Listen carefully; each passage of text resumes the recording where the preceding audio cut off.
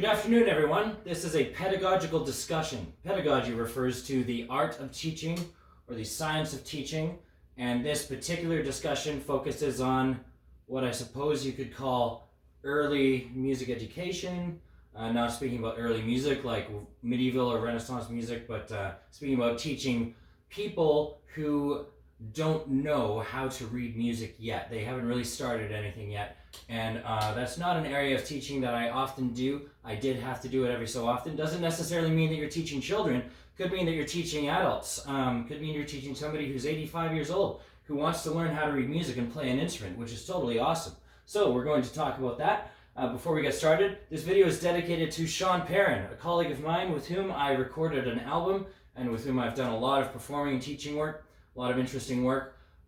Sean years ago brought this topic to my attention and I completely agree with him. So, welcome to Not All Cows Eat Grass. You're probably all familiar with All Cows Eat Grass.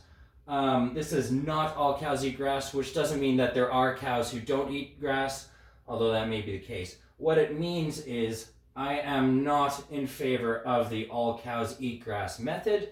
Once again, this is a pedagogical discussion, so there are going to be some opinions in it, and I certainly have an opinion on this matter, and I'm going to justify that opinion as we go through. You're welcome to discuss it in the comments underneath the video. We'll get to ways in which we can open the discussion a little bit later. So, let's get started. And you can tell that I am a performing artist and not a visual artist. The All Cows Eat Grass method, as I like to call it, refers to a variety of acronyms that you can use to instruct a student on how to know where each pitch is on the staff. So, in bass clef, also known as the F clef, because the dots are on either side of the line that the F is in, the spaces from bottom to top are A, C, E, G, which you can turn into the acronym All Cows Eat Grass. There is a cow. Happy cow eating grass. Poorly drawn. The lines. Good boys deserve fudge always. G, B, D, F, A. And then over here we have the treble clef. The G clef is also known as, which if you use your imagination, the clef kind of looks like a handwritten G, but also it circles around the line that the G is on. So the spaces from bottom to top, F, A, C, E, which spells face. And the lines, E, G, B, D, F. Empty garbage before dad flips. And there's an angry father holding the garbage cans. Hey, what did I tell you? ...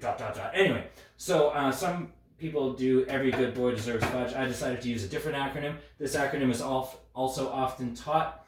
However, let's get on to the problems with this method. First of all, one problem is that you are teaching a student to skip all of the lines in order to know the spaces, and then to skip all of the spaces in order to learn all the lines. Therefore, they will never get the sense of counting upwards one note at a time in the first 7 letters of the English alphabet. Likewise here, you skip G to go from F to A, and then you skip B to go from A to C, and then you skip D to go from C to E. Here you skip F to go from E to G, you skip A to go from G to B, etc. That is one of the problems with this method. And we're going to move on and talk about some more problems with this method. But first, why do people teach this method? Because these acronyms are easy to remember. I guess they kind of are. However, if you're teaching a young student how to learn how to read music, they're going to have to learn not only all of these acronyms that are coming out of these thought clouds out of the poor student's head as he's getting confused, he or she or they are getting confused, but also you're going to have to give them a lot of other information. They're going to have to learn the circle of fifths, they're going to have to learn the order of sharps, they're going to have to learn the order of flats, they're going to have to learn major scales, minor scales, how to build those scales based on the circle of fifths and the order of flats and sharps. They may need to learn how to read in multiple clefs if they're playing piano, or if they're playing marimba, or if they're playing organ. They may need to learn to read in a clef that is neither the treble clef nor the bass clef if they are learning to play viola, or if they're learning how to play cello or bassoon, or percussion, which requires you to know not only the treble and bass clef, but also the alto clef and the unpitched clef. So let's move on to this, because they're easy to remember. Well, you know what else is easy to remember? Something that you already know, such as, for example, the first 7 letters of the English alphabet.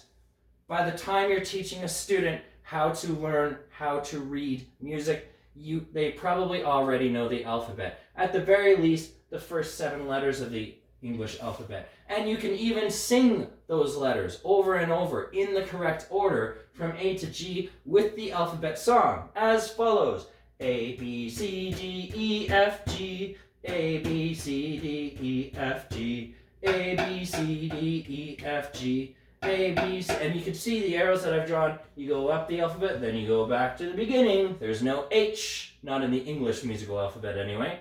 You go up to the G, then back to the A. You go up to the G, and then you go back to the A. You already know the alphabet. Everyone already knows the alphabet. Now they have a method that they can use to count the steps as they go up and to count the steps back down as they count down the staff, which works not only in the treble clef and not only in the bass clef, but also in the C clefs, the alto clef and the tenor clef.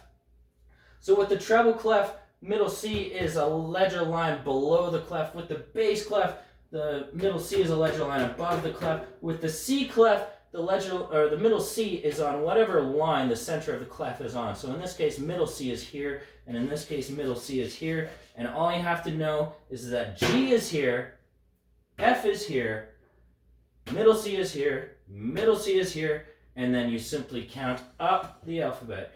E, F, G, A, B, C, D, E, F, G, A, etc. D, E, F, G, A, B, C, D, E, etc. F, G, A, B, C, D, E, F, G, A, B, etc. C, D, E, F, G, A, B, C, D, E, F, E, D, C, B, A, G, F, E, B, C, and then you can simply count up and down. And trust me, I mean, like, I've talked to people who know nothing about music and who don't even know, and who don't even have an interest in reading music, just to do this thought experiment on them. If I tell you where a letter is, and I tell you that the musical alphabet only has those 7 letters, they can learn how to read music inside of 15 minutes. Doesn't matter how old they are, doesn't matter how much they know or how much they don't know about music. It's that simple, and it only requires you to know 7 letters and the 4 clefs, whereas the method with the acronyms requires you to know all of these acronyms, requires you to learn a method of skipping every other line and then skipping every other space in order to learn that eventually you're just going to have to count up and down using the alphabet anyway. That is my take on why this is a better method than the all cows eat grass method, also known as the acronym method. Would you, oops, there we go. Would you care to have a discussion? Would you like to ask me a question?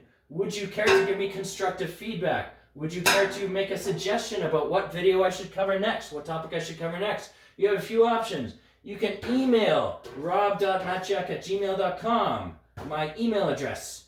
That's easy enough to do. You can comment below the video on YouTube if you have a Google account. Or you can just Google my name, which is right underneath the video because this video is on my channel, which is named after me.